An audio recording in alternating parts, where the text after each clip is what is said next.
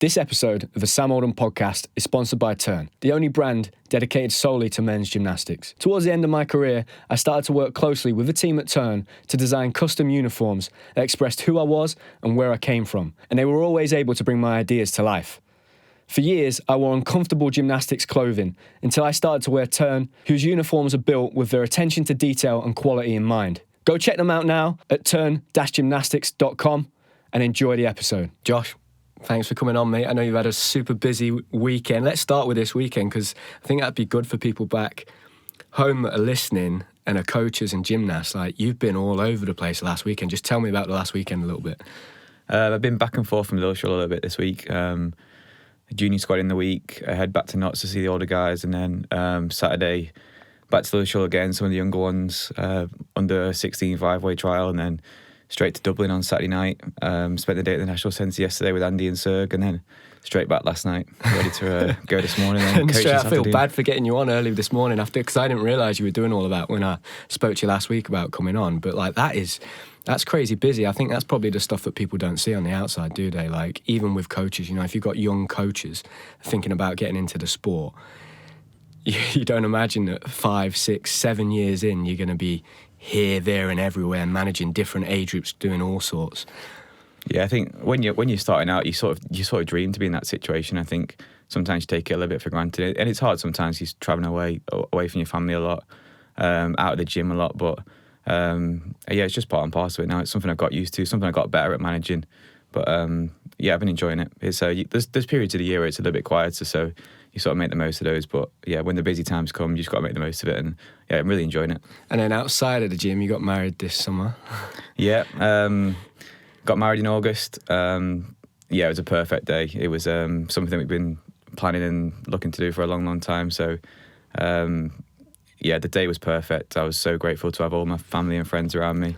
The day couldn't have gone any better, really. We had a nice break just after the wedding, and then we got our honeymoon to the Maldives to look forward to at the end of November. So yeah, it's really exciting. Really amazing, exciting. Mate. So let's go back to the start, Josh, because I don't know your story as a gymnast very well. But what was your pathway into gymnastics like? How did you first get into the sport?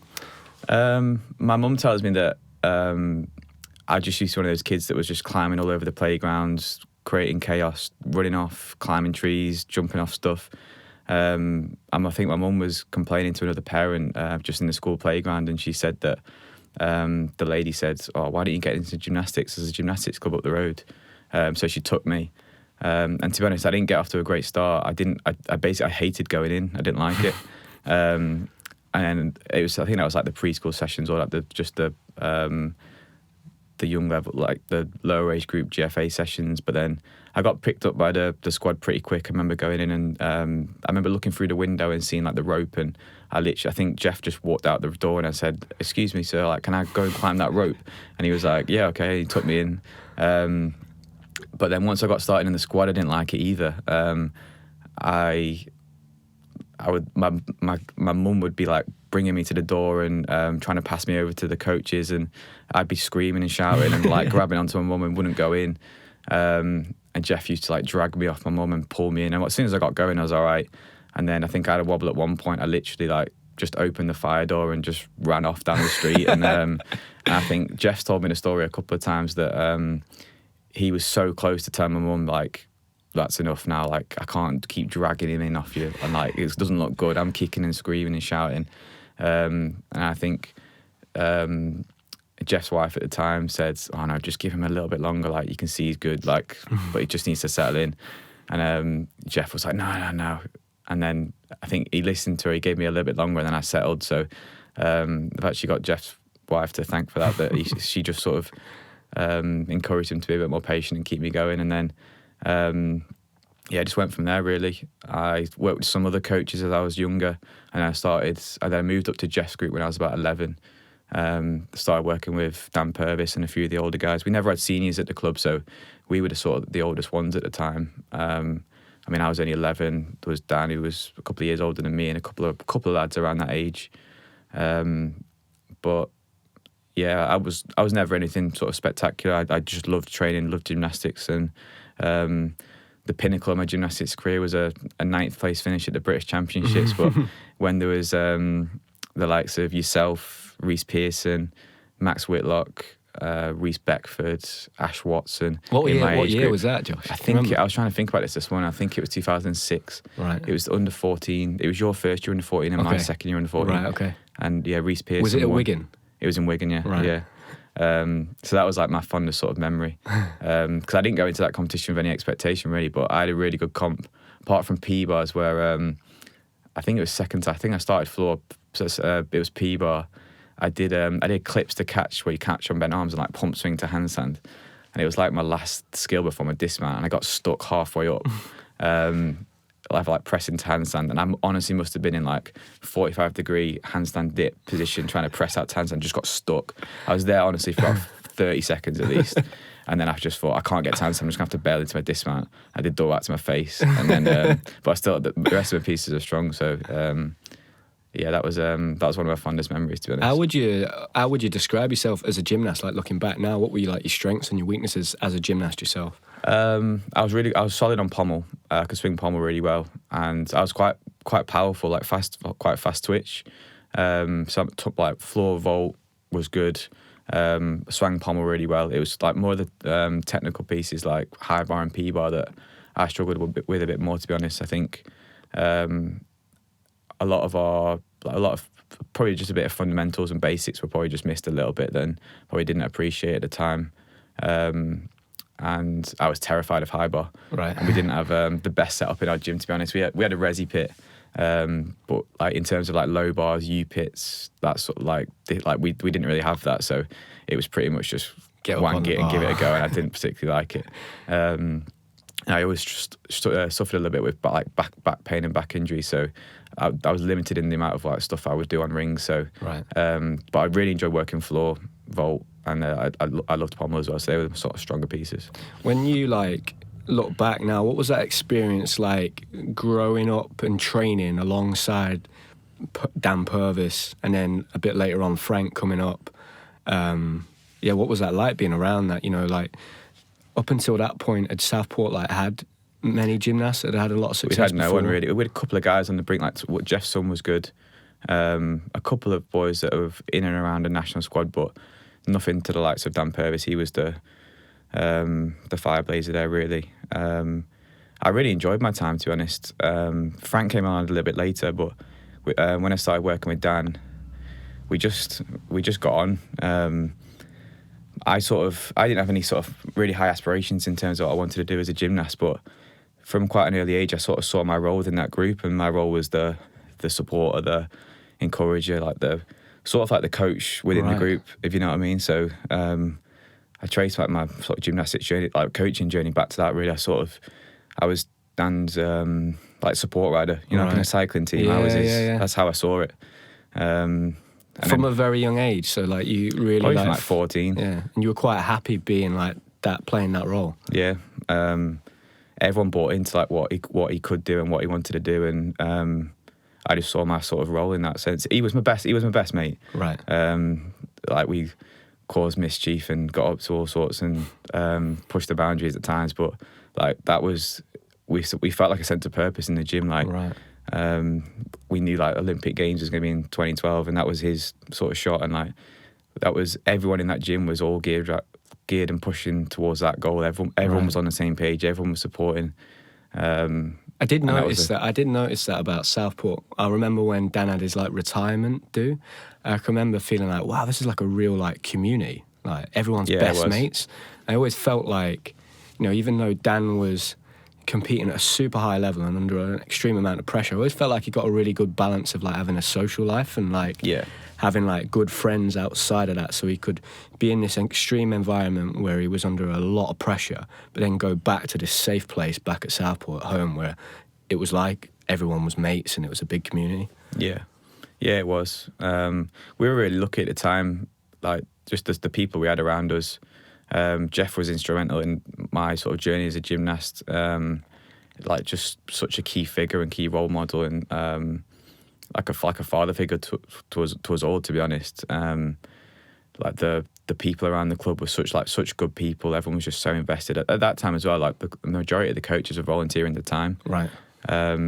Everyone just knew how good it was. Like that facility, that not in terms of the equipment, but that gym, The culture, the community culture within it was incredible, and so many gymnasts came through that club and then became coaches. Pretty much the majority of the sort of older gymnasts sort of transitioned into coaching and then got involved. So it just felt like a really tight knit community, and we were all pushing towards that goal. And I think I got the balance right. I used to work incredibly hard in the gym. I was never the most talented, but I enjoyed working hard and working with Dan. Like, I knew when I needed to like just be someone in the gym with him, push him, keep him going, like keep him motivated. There was times when it was tough and it was hard, and I'd try and pick him up, like just be that person to support him. And then I think we got the balance right out of the gym as well. I think he's a special character, and he needed stimulation, and whether it was Yu-Gi-Oh cards, Pokemon, going out and having a drink at the age of 16, 17, I think. It's not the sort of babies and sort of things you want sort of elite athletes at that time to be doing, but I think I got the balance right, and I was the one to maybe keep him out of trouble, make sure he didn't lose all of his money, help him break up a conversation with girls because he wasn't very good at that. So that just sort of evolved, and Frank came along a little bit later. So I'm a couple of years younger than Dan, and Frank's a couple of years younger than me. So yeah, when Frank first came to the group, I don't know if you remember, he didn't talk to anyone until he was about 16. So he didn't sort of integrate just like quite as smoothly, and we sort of tried to take him under our wing a little bit. But then once he came out of his shell, he was like a key part of that group as well. And then it was around that time, Frank must have been about 16. I started transitioning into coaching then. Right. I sort of knew my sort of gymnastics was, I was basically, by the time I was sort of 17, 18, I was just going into the gym to be there and be around it and support Dan and help Jeff. I started coaching recreational gymnastics when I was 14. Right. Jeff wasn't very happy because I basically just used to coach an hour of the GFA sessions before then coaching a couple of days a week. And it was good because I got paid cash in hand at the end of every month. And then when you're like 14, 15, getting a brown envelope of 40 quid in it, like it was brilliant. So I started doing that, and then did a little bit more on a Saturday after training, and then it got to about 17, 18 when I was just chatting to Jeff in the gym, and he was like, I've got this group of development kids I've got some talented kids, but I've just got no one to coach them. I don't know what I'm going to do. And I was coming into the gym. I was training, but I wasn't really training towards anything. I thought, okay, this is the right time. Yeah. And literally within 2 weeks, I went from in the gym training every day to pretty much getting the gym coaching every day. Right. And it was just a really smooth, easy transition for me. Were you studying or anything alongside this? I was at the equivalent of sixth form back then. Right. So I was about to go to uni, I think like the following September. So yeah, I was doing my A-levels, started coaching like a squad group. I think I did that for about 9 months to a year.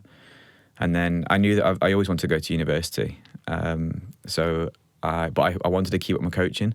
So I looked around a few different places. I looked at Leeds, I looked at Loughborough, but I knew really that I wanted to keep coaching at Southport because I had a couple of good kids, and I just wanted to stay and be involved in that. So I went to Liverpool John Moores University, knowing that it was close enough to commute and still keep up with my coaching. Yeah. But I decided for my first year I'd go and live in halls. So that affected my coaching a little bit because effectively what I did was I was at the university Monday to Friday. Then I'd travel home on Friday afternoon, coach Friday, Saturday, and then head back to Liverpool. So there was like a university year, isn't it? A full year. It was probably like from September to June. I was only coaching a couple of days a week, but I think I needed to do that. Yeah. Just to like sort of get away. What were you studying at university, Josh? So I studied sports science. Right. I think I just needed that time just to get away and experience something different. But I wasn't sure if I'd 100% if I'd go into like elite coaching at that point. But it was after my first year of uni that I knew that was what I wanted to do. Right. So I was quite lucky in the fact that I quite quickly found a group of like-minded people that were just very similar to I was, driven, would just do anything to learn, gain new experiences. Obviously not within gymnastics, but within that elite sport. And it's, you see a lot of the people that do well and get to the top in elite sport. There's similar characteristics with all of them. So I was really lucky, to be honest, and I just threw myself into everything I did. S&C internships, just anything I possibly could. Went like apprenticeships, that sort of thing. I was just really lucky to be around like that caliber of people, and it really taught me a lot. Right. And those people now, I've got that group of friends that I was close with at uni. They've gone on to now working with like Chelsea Football Club, Newcastle, the FA, like the pinnacle of like top sport. So it's nice to see that a lot of us are still involved in elite sport now, and I'm doing very well. So when you look back, Josh, at like when you first started in coaching, because a lot of coaches start that way, right? Their gymnastics career kind of comes to an end, they get introduced into coaching, or they might be not from a gymnastics background and they come in and they want to do rec first and then they get into it a little bit more. What are some of the challenges that young coaches do face in those early stages, those first few years? You know, when you look back now, what are some of the things that you found quite difficult when you were first getting into coaching? I suppose a lot of it just comes down to opportunity, and I think you've got to be in the right place at the right time. Sometimes it's to get into a good club where you can be supported, have a good people around you that will mentor you, guide you, support you, and give you the opportunity to grow and learn. I was very fortunate that I was provided that opportunity, and Jeff helped me know, and he supported me in any way he could. He encouraged me, inspired me, and that's what people need. They need people starting off in coaching, need people around them, like genuinely taking interest in them, care about them. Right. So you need to be, if you can find a club and you're in a club that can offer you that and provide you that, then I think that sets you up pretty well. And what about, Josh, like your experiences you had growing up around Dan Purvis? You know, you would have national coaches come to the gym, so you could watch that. You said from a young age you were already almost like the supporting act, kind of taking on that coaching role. How do you think those experiences have influenced your style of coaching now? And growing up around Jeff, and Jeff almost being a mentor. Yeah, I'd say maybe not so much. I'm not so sure about the style of coaching, but being in the room, listening to those conversations, being aware of conversations that I probably shouldn't have been aware about. Right. But Jeff was so open with us, like anything that was going on, I knew about it because he confided in all of us. Me, Dan, Frank, like he was very open and very emotional. So if there's anything gone wrong or anything gone on, we knew about it. Right. But I think that's just sort of given me a little bit of a head start now so I'm starting to go through some of these processes now and be involved in selection meetings, or you're pushing to get kids either into the squads or into teams. Like I think just being a bit privy to the ins and outs of how logistically a lot of these things work, and it's not always black and white and straightforward, and there's lots of things you need to be aware of and be able to manage and deal with. So that I was exposed to that from a very, very young age, to be honest, and that's given me a lot of time to reflect and sort of learn from that. But I've also had the opportunity to work with lots of different coaches. I think the way that Jeff was, he wasn't a gymnast himself. He had no background in gymnastics. He just started coaching because his son got involved in it, and he just loved it and wanted to get involved. But he did have an experience in elite sport. He was a GB javelin thrower and played semi-professional football, so he understood elite sport.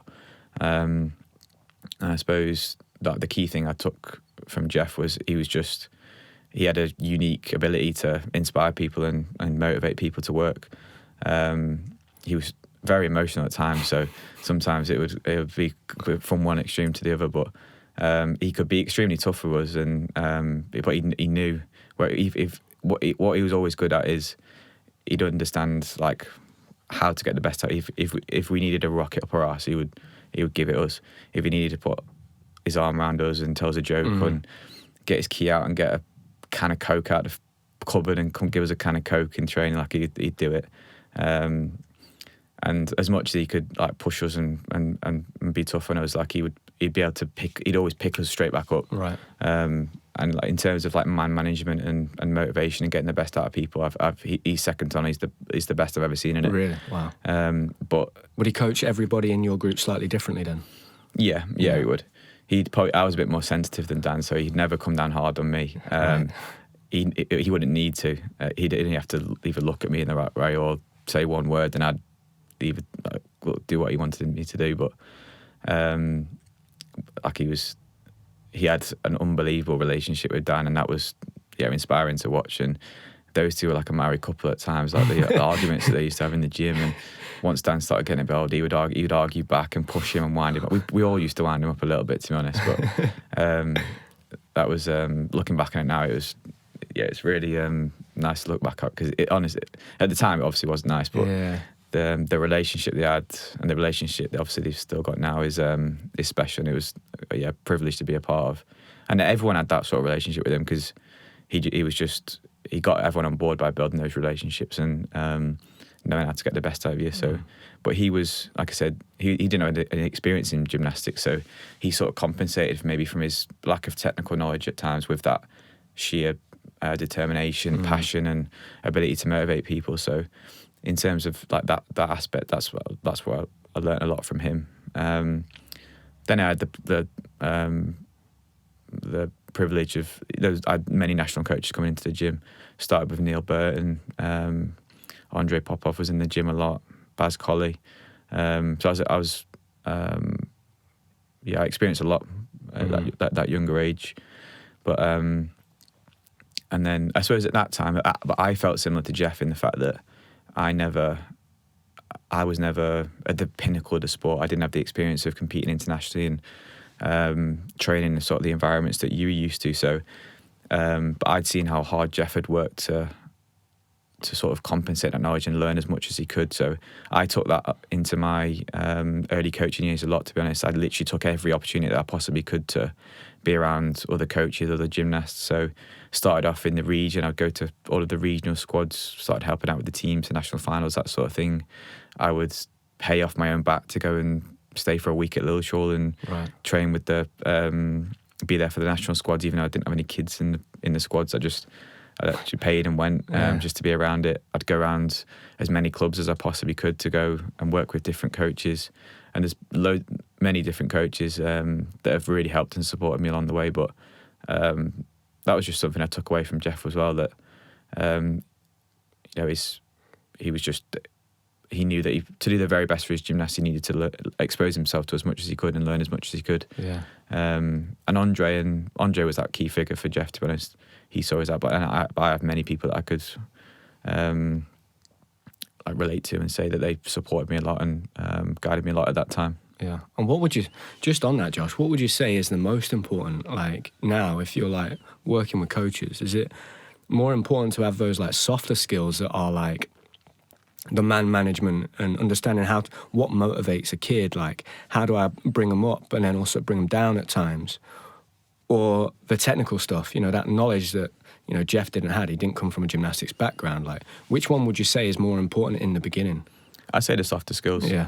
I think unless you're getting things drastically wrong and teaching horrific foundations or basics, then that could be an issue. But I think maybe at the start of my gymnastics career, when I was just young, naive, desperate to produce some gymnasts and sort of not prove a point, but I wanted to prove myself, to do it.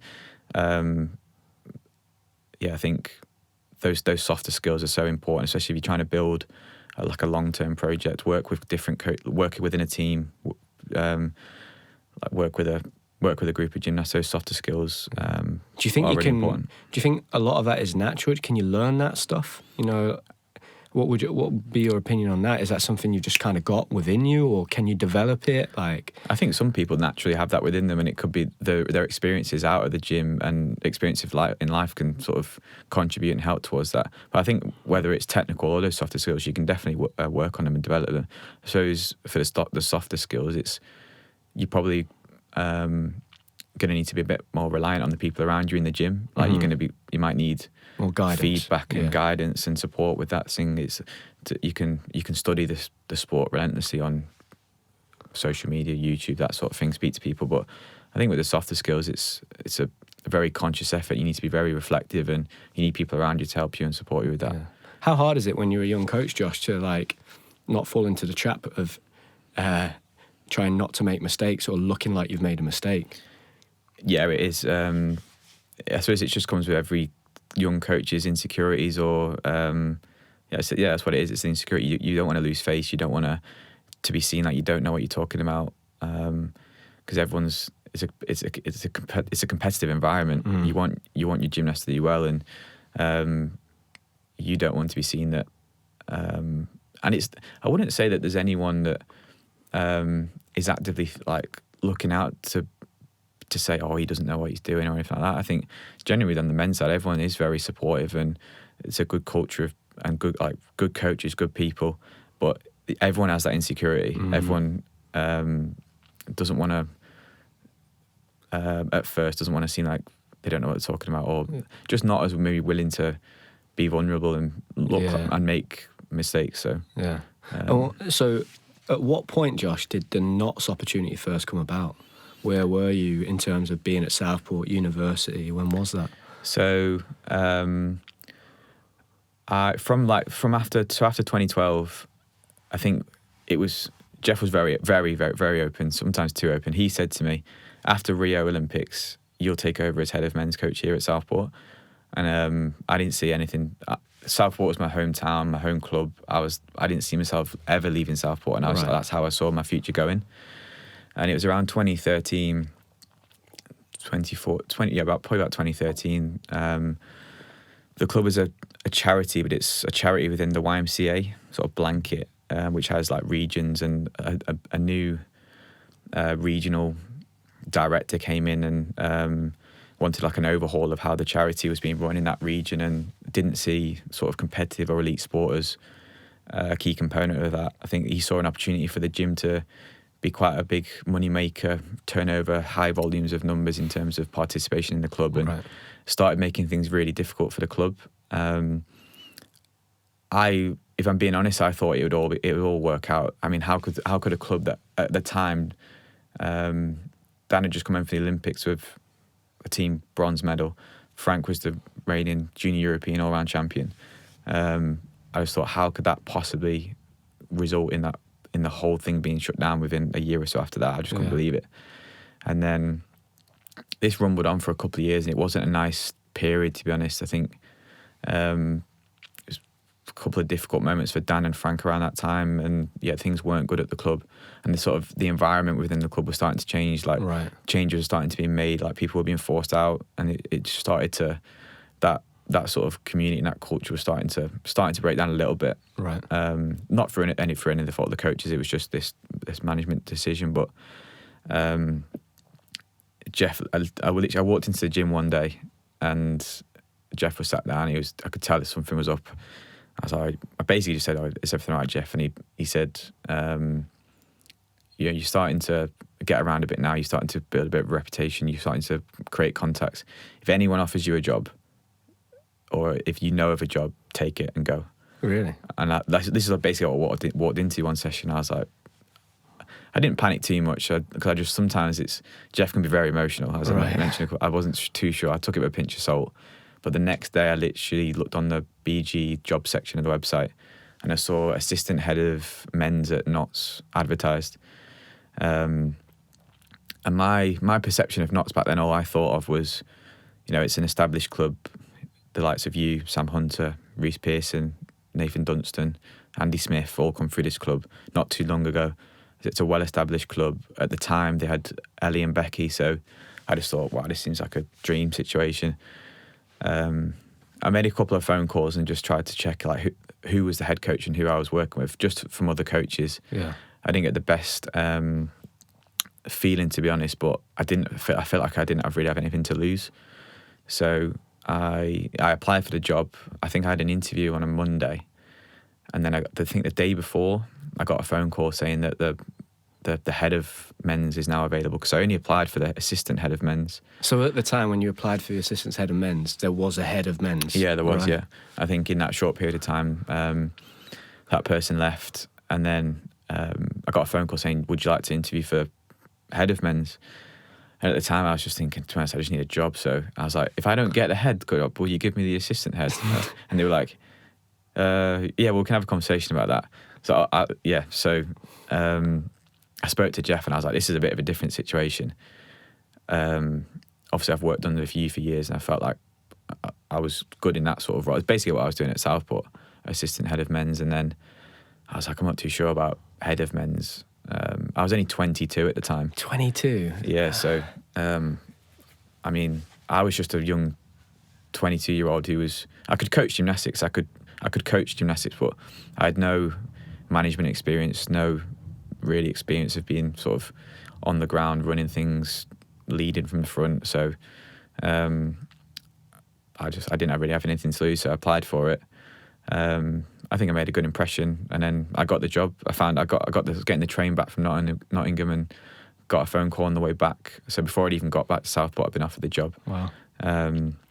I was just finishing uni. I think I did a master's after my undergrad. I did a master's in biomechanics, but I still had my dissertation to submit, so I couldn't think ahead too much. All I was thinking about was just getting this dissertation done. Yeah.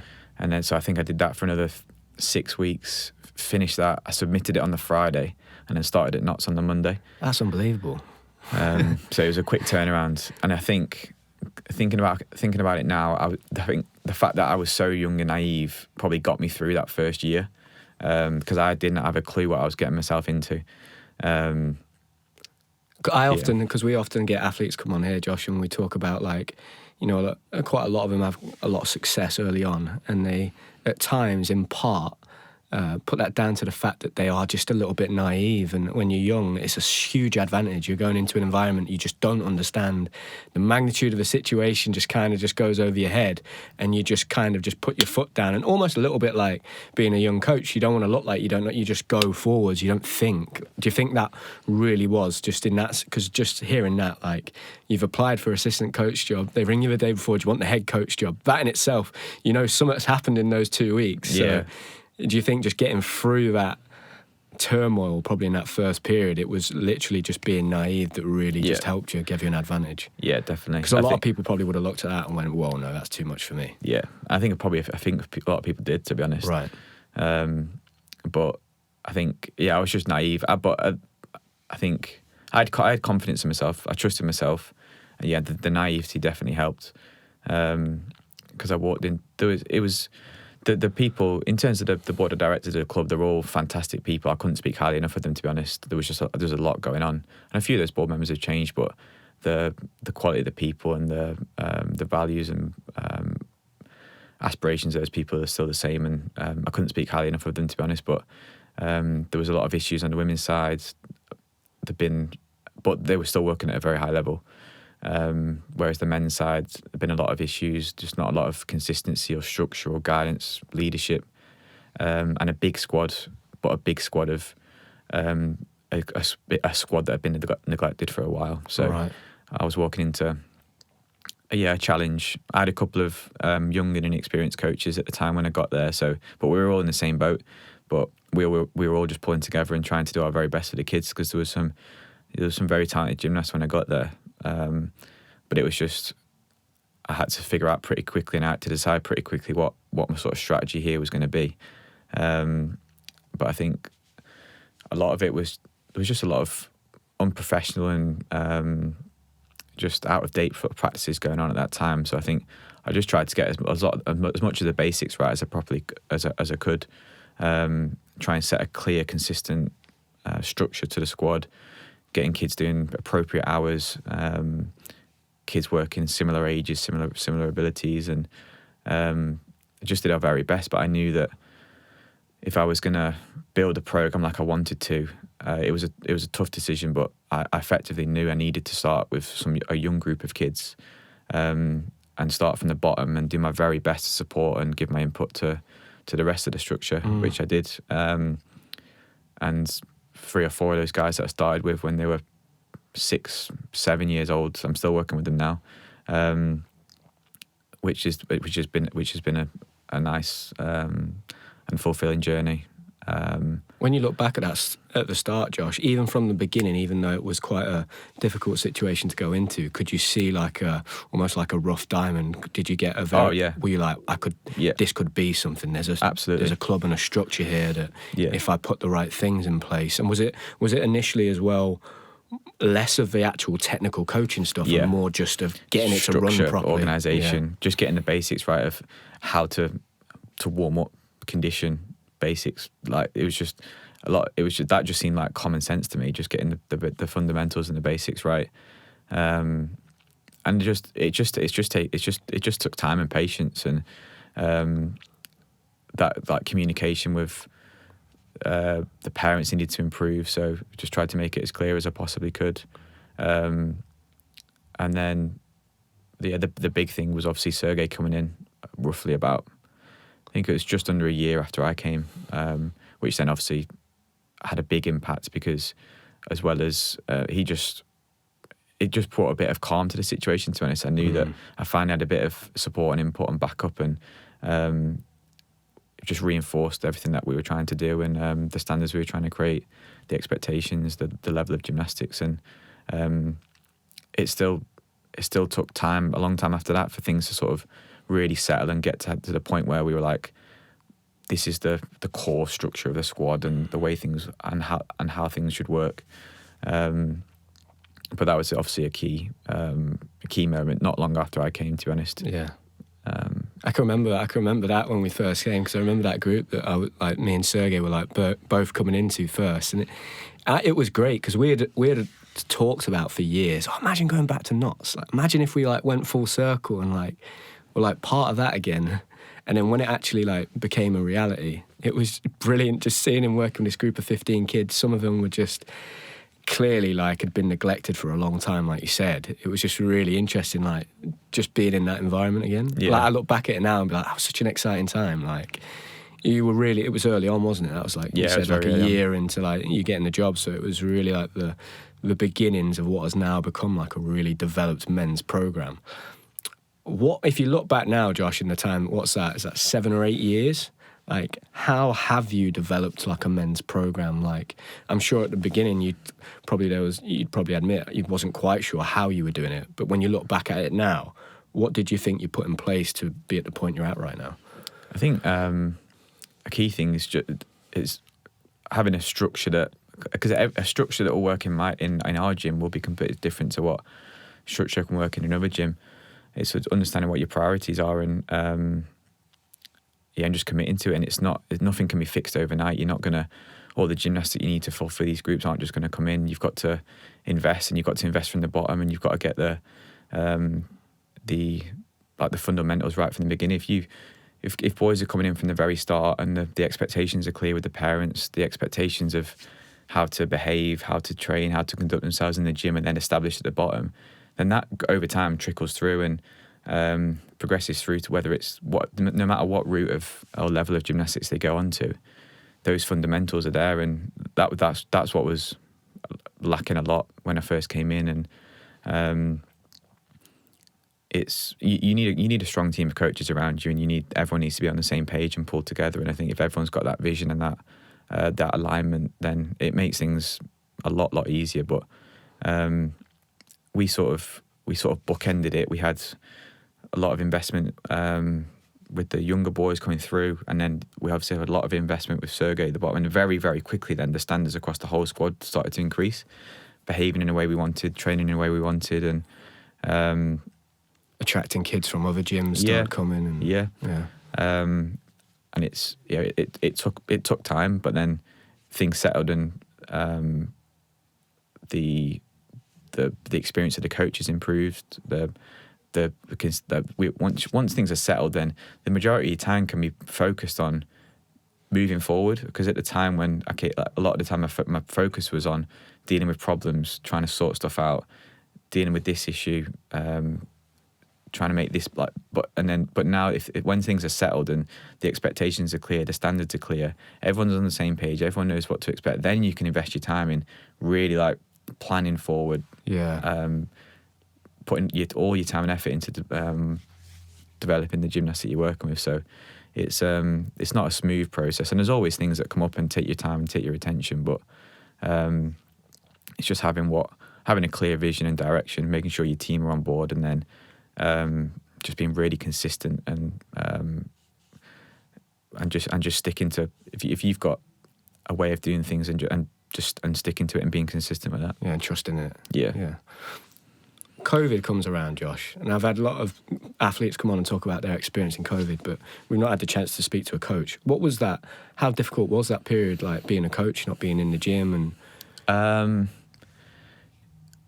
if I'm being honest, my mindset around it changed very quickly. The night we found you were in the gym, the night we found out we were shutting, and we spent an hour moving pommels and mushrooms and parallettes into your car and weights and all sorts. And to be honest, like, you're so invested at that time, like you're so invested in. I was at that time, like, I didn't have a great sort of work-life balance. I was just 100% work. Like, I'd wake up in the morning, all I'm thinking about is work until I went in. I used to struggle to sleep because I couldn't switch off. I was constantly thinking about what's going on, what I was doing. And then that first night when we found out we were shutting, I went home and pretty much cried and said, like, all of this works, and this is all going to go down the pan now. How are we ever going to come back from this? Yeah. And Demi's just said something, shut up and get on with it, like it's not the end of the world. And I tell you what, that night, I literally, as soon as my head hit the pillow, I just fell straight asleep. But I think it was because, like, everything was just completely out of my control. Yeah. There was nothing I could possibly do. So I think, like, I actually, from when it was, we knew we were going to, like, do Zoom sessions and stuff, and we got on with that pretty much straight away. And I spent hours and hours and hours a day doing Zoom sessions, but it was probably the calmest and just as content I'd been for a long time. Really? Like, I managed to, like, really relax because there was nothing else I could do. Do you feel like that's partly because, like, you were in a situation where you were in control of everything, and then it was taken out of your hands so you could... Yeah, I think that's what it was. Right. And then everyone was in the same boat. I just knew that everyone was in the same boat, but I can get an advantage because I'll do more on Zoom than anyone or most. The Zoom programs will be good. We'll keep the guards ticking over, and at some point when we're back in the gym, we'll be in a better position than most people. That's how I saw it. Yeah. Then the weather was nice. Demi worked from home, so I got to spend a bit more time with her. And the lads seemed to respond well to the Zoom sessions. I was still seeing them every day. Has that influenced that period of time that you spent there and you've had that, like, kind of mind switch? Has that influenced, you know, when you look at the way you're kind of, like, your week's set up now and, like, your life set up now, has that even that time influenced now? Because it does seem like you, to be fair, like, you know, you're one of my best friends, so I spend a lot of time with you. You do have quite a good balance. So you're very aware that you need to have a decent balance. Yeah, I think I'm not perfect all of the time, but that's possibly helped. I think just as the club's settled and things have been working well, I think a lot of the sort of maybe stresses and anxieties on my mind, I'm not dealing with some of the same issues that I was back then. So that certainly helped as well. But having that time at home just certainly made me feel. And I'm not saying that I always take holidays or take time off, because I don't. But I'm probably a bit more conscious that when I am at home, I need to just make the most of it. And I'm quite grateful for the time that I had, to be honest. But yeah, it was... During that time, Josh, it was obviously quite... there was a lot going on, and, you know, a lot of stuff came out with the Me Too movement, and particularly on the women's side of sport, but also men's as well, were heavily, like, involved with that. How do you think that time period has impacted the environment that you, like, experience now today? Has it changed in any way, or is it...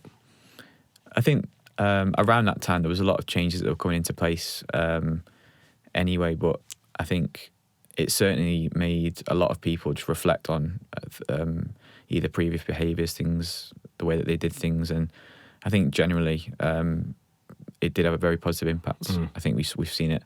We've seen lots of changes within clubs, within the governing body, but I'd say, particularly from my perspective, it just made me reflect a lot. My past experiences, the way that I work in the gym, the way that I want to be.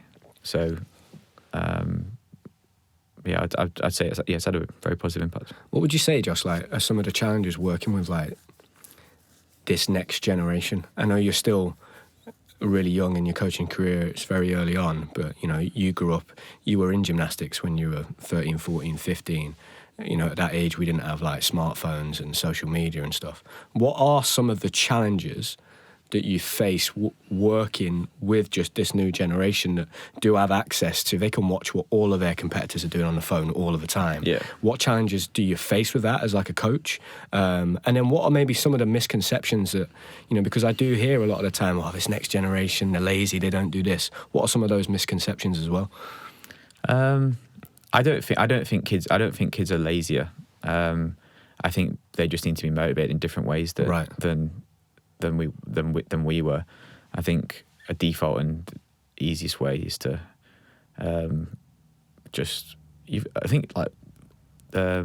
respect has got to be earned. You can't just tell a gymnast to do something and just expect them to do it. I think when they come into teenage years, you've got to think outside the box, and you've got to work differently to motivate them. But I don't think kids are lazier. You've just got to engage them and stimulate them differently to probably how we have done in the past. And that's what I've got to start being better at and getting on board with, and potentially other people as well, because we see it. I've seen some of the most hard-working gymnasts I've ever encountered that I'm currently working with, and they're part of this generation. And so it's not just a blanket for one for all. And I think it'll be different in different situations and for different individual gymnasts that have got different lives outside of the gym. But I don't think it's right to give them that blanket, because I'm currently working with some of those hard-working young athletes that I've ever worked with. So, How does social media like impact? Do you see it more impact like from a gymnastics stance, or more just their personal lives? Positives and negatives, to be honest, because there's a couple of the guys that I work with that literally know what every gymnast is doing on pretty much in every piece, you could say. They come up with all these names of gymnasts from different countries, and particularly Japanese guys, and like, you know, thingy, and I'm like, yeah. I'm like, no, I don't have a clue who it is. And he's doing this, and then I think in some ways it's good because they're taking a bit of initiative. They're watching because they want to learn, and they see different gymnasts doing skills in slightly different ways, and they're starting to think about how they could maybe adapt and change. And I think that aspect is good. I mean, I know you've touched on it before. I think, I mean, I live and breathe gymnastics, but I don't go into. I'm not scouring YouTube and Instagram every night looking to see what everyone's doing and that sort of thing. Because I think for me, it works. If I need something and one of the gymnasts is working something, we need a bit of inspiration, we need to figure something out, then I'll do that. Yeah. But I think for me, the amount of time that I spend in the gym, when I'm outside the gym, I just need to switch off. I don't need to go and do that. Whereas as long as, I think the issue would be similar for them if they're spending that amount of time in the gym and they're then constantly just thinking about gymnastics, watching what he's doing, comparing themselves to them. That could be a negative aspect of it. But I'd have loved when I was growing up to have known what everyone else was doing, because I compare myself to Dan and Frank, but I didn't really directly relate to them. But if I'd have known what some of the other people are doing around my age, it probably would have pushed me to do a little bit more, knowing that this is the limit, this is the boundaries, that's what can be pushed. How hard is it at times, though? Is it difficult at times with kids seeing like gymnasts do incredible skills, but then not necessarily seeing the work they're putting in? Oh, definitely, Can that be a challenge as a coach to be like, right, it's great, we can work on learning a Coleman, but we need to be doing like halves on pommel? Like, is that quite hard? I think it's probably something I'm experiencing now. And when you're 9, 10, 11 years old, the amount of like the preparation for a competition is nowhere near as intense in terms of the volume and the intensity, because might be doing less skills. The skills that they're doing are very basic. And then kids see other kids around like 13, 14, 15 doing, like you say, Colemans, Kovac's, big elements on P-bars, big vaults to mats in the pit. But the actual work that it takes to prepare those skills, to consistently work them, to go into combinations, to go into halves, go into full routines, and then go to a competition and confidently, safely perform those, is just on a completely different level. And that's what sometimes that trap that those sort of teenage gymnasts fall into, that they've got this reputation because they've posted this on Instagram, and all these tricks, but you know but they don't actually understand yet how much work needs to go in to prepare those routines, because it's new to them. They've never had to do that before, and it's certainly a learning curve, and it's a learning curve for me to try and how do you teach a kid that? Is it almost like they have to almost at times go and make the mistake of falling in competitions to learn that? Oh, right. And that's where, as a younger coach, you've got that balancing act. You don't want your kid to go to a competition and fail. So you've got a choice. You either take all these skills out, and then they'll probably still achieve relative success because they'll be competent at the routines they're doing, or do you let them go to the competition and learn for themselves if the prep hasn't been good? But then you don't, and it's that balance that you want to protect them. You don't want them to go into that situation. But it's finding that balance. There'll be times where you go to a competition. It's the first time you're competing. You've got to try it. But the work's been done, and they're ready to do it. And you take the risk if it makes a mistake. But that's the challenge sometimes when at that age when they're learning so many new skills, so many big things, of getting helping them understand that it's one thing doing this skill, but to get that consolidated in a routine where, especially if you're going to go and compete internationally, put your hand up for Great Britain, like everyone needs to trust that the work's been done, the preparation's been done, and there's you've got a good chance of going through that routine. Yeah. Josh, talk to me a little bit about the start of the year. You know, obviously Sergey leaves, gets offered a new job out in Ireland. What's that been like going from, you know, you're the head coach of the gym, up until this point, you've taken that group from the beginning up to, let's say, 14, 15, 16, and then stepping into, right now I'm going to coach senior gymnastics. And what have been some of the things that have surprised you about that, the difference between coaching senior gymnastics? And then, just tell me about that experience you've had so far. Obviously, losing Sergey it broke my heart. But quite quickly, I was happy for him. I knew that it was going to be a good thing for him. But I think he told me on Christmas Eve last year, so not that ideal time. So, but I'm actually quite grateful that he did tell me then, because it gave me sort of Christmas being out of the gym to sort of reflect on it and sort of get my head together. So when I did step into the gym in the new year, obviously I had to tell the boys that he was leaving. I'd sort of processed it, and I was ready to then lead, like try and lead from the front and be that solid person for him. So. It wasn't a nice sort of start to the year. Obviously, the boys started to prepare for the English and British, and Alex was preparing for Junior Worlds around that time. So, it was a sad time knowing that these last couple of months were going to be the last ones in the gym with him. So, I tried to soak up as much knowledge as I could from him, knowing that I'd speak to him all the time and I'd see him a lot, but. I just sort of used those few months to sort of get my head around of I don't want to just completely try and do everything exactly how Sergey did it. My sort of view was I would try and take all the best bits in the way that Serg worked, and then think about what can I add, what value can I add. I think just some things are around the structure of the sessions, the physical preparation for competitions, that sort of thing. I thought that's the bit that's in my control. I can try and get that right. I might have the technical knowledge and the inspiration that Serg does, but if I can get those solid, like I did when I started trying to develop the squad, just get the consistent basics right, get everyone working consistently, following a plan. And what's probably surprising the most is that just how open to structure and following a plan that the senior guys were. They seem to respond really well. Do you feel like a lot of the time, actually, a lot of older gymnasts, senior gyms are actually craving that? They want to be told what to do. It's easy with a senior guy to be led by them and sort of let them take the reins. But sometimes people need that. And sometimes the older guys think they know what's best for them and what they need to do. But sometimes you need to give them a bit of a push or put their arm out and say, no, come on.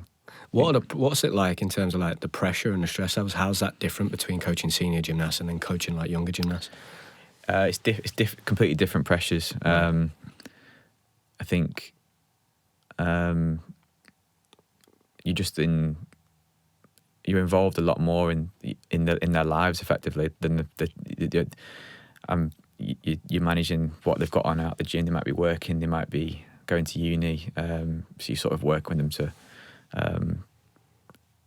accommodate their training around that at times. But I think they can take a bit more responsibility, and where with the younger kids, you've got to sort of guide them through that and support them in that way. But I think either like the two extremes in the last couple of weeks. So we had a regional competition, and I took Joe Fox's little boys round, and I haven't taken a group of young boys like that around in a competition for a long time. And like, particularly when we got to P-bars and they've got to do giants at the end of a P-bar routine, and they're all stressing about the grip and what order they're going in and who's warming up at what point and all that sort of stuff you take for granted when we work in the older guys. So it was a bit of a shock for me again, like, remember what this is like. But that's the most stressed I've been in months. Really? Like, because they were all going crazy, and I'm like, wow, like, this is what I used to have to deal with every week. So it's different because you've got to be in control. You've got to like be that person, be that leader. But when it comes to being in those stressful environments in the competitions with the older guys, they're taking that on board, and I'm just there to relieve as much stress as I can with external bits or support them in any way I can. But I've really enjoyed it, to be honest. I've had some really exciting opportunities. Went to the Cara World Cup with Sam. Started taking the team out at British teams. Been involved in like Worlds trials and watching Alex do very well at like Junior World Championships. So yeah, it's been a really exciting few months. I've not really had time to sort of reflect on it too much, if I'm being honest. So it's hard to sort of say, but I guess in many ways, right? That's kind of you're in the bit you always want to get to when you start out as a coach and you go down that traditional route. You're kind of in that bit right now. Yeah. I'd probably just say more than anything, I'm just really excited. I've got a really strong team of guys in the gym. It's a really good atmosphere. It's probably the best it's been for a long time, to be honest. We've got a really good relationship working with the women's side. They're starting to push on. The atmosphere in the gym's good. That's amazing, mate. Yeah. Talk to me a little bit about your hopes for the club moving forward. I know that there's kind of those juniors that were working with Serg, and then the ones that work with you are now coming up into the seniors. And they really are, like, they've been at the club a long time. You know, a lot of the seniors that come in have come through university or come from other clubs in the past, or like me, moved back. They really started at the club and they've been at the club the whole time. What are your hopes for like the future for those guys, like moving forward? And I guess where do you see the club going in the next few years? I think in terms of the guys, we've got a lot to look forward to be honest. Like you say, it's nice seeing those homegrown gymnasts come through now, and we've got homegrown gymnasts in contention for junior Europeans, World Championships, and they've got aspirations to go to the very top. So I think the club's in a strong enough position at the moment where we're in a position where I don't need to worry about in terms of can the club support them? Can we get do we have what we need to support them to get them to do that? And I'm confident that we can do that. So yeah, it's a really exciting time for those. We'll have some challenges in the gym over the next year or so, because there's been the demolition of the old leisure centre, which will lead to some changes within our gym, but ultimately it'll be a real positive change for us, because we will effectively take over the sports hall that we're attached to, which we'll knock through into, and then we're effectively going to reconfigure the gym, so be a much more effective layout. And it's things like, you never worked on a high bar with a full cable system. Yeah. And we've changed it at the moment, but it's better than it was, but it's not still like a full cable system. But just things like that, where we can really change the layout of the gym, have... You almost got to the point where you're on them small details. Exactly, yeah. Exactly. Having a floor that senior guys can consistently work on without risk of injury or just not being physically on a level with the floors that they'll be competing on. Just things like that, having the kit that we need to make those, like you say, those marginal differences, where if you go into a World Cup or you're going to a major championships, where those little bits of the changes of apparatus change and can make an impact. So yeah, things like that the club are on board with and supporting us with, and it's a really exciting time. What about Josh, yourself personally? I remember you telling me something once that always stuck with me. I remember you telling me that, Sam, you've got to remember that everybody's got an ego, even Sergey. And I was like, oh, yeah, that's true. And actually, like, I realised probably when I was doing my coaching at Notts for those 8 months, I realised that you really do need to, you need to be competitive. You need to have a bit of an ego. You need to be, like, pushing. You know, for yourself moving forwards in your own coaching career, like, what are your aspirations as a coach? You know, it's really tough, I imagine, when you're getting into coaching, not to kind of, that your gymnasts' performances are a reflection of you. Like, that must be a hard balance to strike. Yeah. But for you, you've still got your own goals and your aspirations. And I think I actually realised this a little bit when Sergey, kind of like when I retired, that like, he's always going to have other gymnasts. Yeah. You know, at the time, I'm like, we're best mates and we've been together forever, like 20 years. But then quite quickly he moves on and he's going to have that's the way it's supposed to be, right? Like, for you, what are your aspirations like as a coach? Do you feel like you're going to try and go all the way to the top with the guys that you've got now, and the top, I mean, to the senior careers, and then like start again? Or do you have aspirations to maybe not do that and take a different route? I think I set out with a goal of going, I think I mentioned that after my first year of uni that I decided, and that's when I'm going to go into coaching. And that was after, that summer was the London 2012 Olympic Games. And for anyone was at my wedding, I did say that day was the second best day of my life, the Olympic team final. And I think being in that, I don't think anything can match that in sort of a working, like, professional life. And that would be my ultimate dream, to take those Notts gymnasts as far as they could possibly can go. And if we get to that level, then I could happily say I've done my job. But what I do after that, after I've seen maybe this generation of gymnasts through, I'm not too sure. I really enjoy working with younger sort of development level kids. I think I always say it. I've said it to Joe quite a few times. I say it to as many people as I possibly can. Like, just try and enjoy those times when you're working with the kids at that age, when they're young. I mean, some of the kids that I work with are still young, but particularly, like, I don't know, between like 9, 10, 11, 12, 13, like, there's no pressure or stress at all at that stage. And at the time, you sort of, that was my, I lived and breathed it. That's all I thought about every day. What am I doing? What can I do better? How can I improve these gymnasts when they're very young? But that's such like a exciting age to be working with kids, so rewarding. My advice to anyone at that age would just be to just enjoy the journey, enjoy the process. Don't take it too seriously. And I could potentially see myself going back, and I could quite comfortably for the rest of my career work with that age group, churn gymnasts through, pass them on. I think I could do that quite well. Whether or not I'd still have the energy to do that down the line, I'm not too sure. But I really enjoy the club that I'm working at Notts. I see myself having a long-term future there, but I'm just leaving all doors open, to be honest. But at the moment, I'm fully committed to doing what I'm doing with the gymnasts that I'm working with, and putting everything that I can into that. Just the last thing, Josh, for like coaches that are listening to this, that might be in your position or might get into your position further down the line, where they're like assistant head coach or maybe head coach of a program. How important is it in terms of communication to be very clear from the beginning? You know, if you get a young coach, you come through, we've talked about like almost being attached to your gymnast's success and that being a reflection of, you know, your value. How important is it to be very clear from the beginning whether that group that you start working with, you're going to take them through or you're going to pass them on?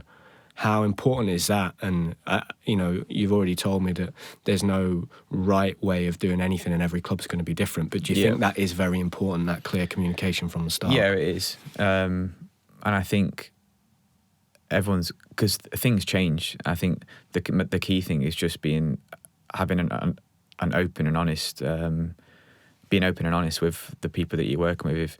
If you're given the dream of when you come into a club and saying these are your gymnasts, and you'll be allowed to take those through. Like that's what's the right thing at that moment in time, and that's what's the best for the club or the gymnast. But things can completely change. Like it could be financial situations in the gym, it could be coaches leaving, it could be another coach comes in, and but I would just encourage all coaches just to try and just have those honest conversations and be upfront, and because people will work hard and will adapt and change, and but they need to feel like they're part of something, and it's a collective unit and all pulling towards in the same direction. And you can't always get things exactly how you want them to be, but and you've got to be prepared and ready for. There'll be bumps along the road. It's not just you're not going to walk into a job and it'll just be straightforward. Here's your kit, and you're just going to go straight up to success. There's bumps along the road. You won't get there I never imagined this is how I'd be at this point, at this moment in time. And there's been I've made some mistakes and had some challenges and setbacks along the way. So your journey is never just a clear linear trajectory. Things could change. So I wouldn't put too much. Like I said, don't stress too much and take things too seriously when they're younger. Just try and enjoy it. Do the right thing for them. Learn yourself. Be around as many positive and influential people as you can. And then last thing, Josh, another question that just come to me right now. I think it's really important because I can remember you talking to me about this once.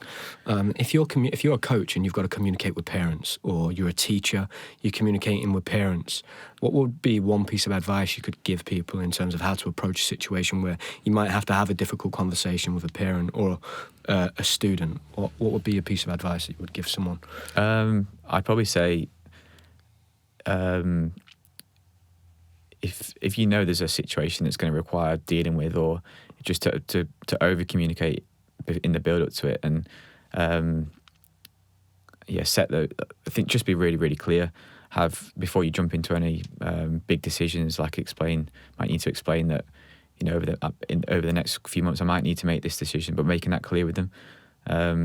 Maybe this is what we'd be expecting to see here, or just giving them as much information and as much context and support in the build up to those conversations. And there's a lot of emotions that can run high at times because the coaches care, parents care, parents want the best for the kids.